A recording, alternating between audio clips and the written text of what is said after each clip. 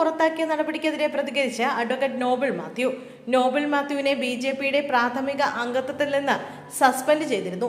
പിന്നാലെ BJP നേതാവ് George കുര്യനെതിരെ ചില ആരോപണങ്ങൾ ഉന്നയിച്ചുകൊണ്ടാണ് ഇപ്പോൾ നോബിൾ മാത്യു രംഗത്തെത്തിയിട്ടുള്ളത്. തന്നെ പാർട്ടിയിൽ നിന്ന് പുറത്താക്കാൻ കാരണം ജോർജ് കുര്യന്റെ കുടിലതന്ത്രങ്ങളാണെന്നായിരുന്നു നോബിളിന്റെ വെളിപ്പെടുത്തൽ. ജോർജ് ചെയ്ത പല കാര്യങ്ങളും തനിക്ക് അറിയാമെന്നും അതെല്ലാം പുറത്തു പറയേണ്ടി വരുമെന്നും നോബിൾ മാധ്യമങ്ങളോട് പ്രതികരിച്ചു. താഴെത്തട്ടിൽ നിന്ന് തന്റെ പേരാണ് ഉണ്ടായിരുന്നതെന്നും ജോർജ് കുര്യന്റെ ഉണ്ടായിരുന്നില്ലെന്നും അദ്ദേഹം പ്രതികരിച്ചു. സംഘടനാ വിരുദ്ധ പ്രവർത്തനങ്ങൾ നടത്തിയെന്നാരോപിച്ച BJP നേതാവ് നോബിൾ മാത്യുവിനെ BJPയുടെ പ്രാഥമിക അംഗത്വത്തിൽ നിന്ന് സസ്പെൻഡ് ചെയ്തു.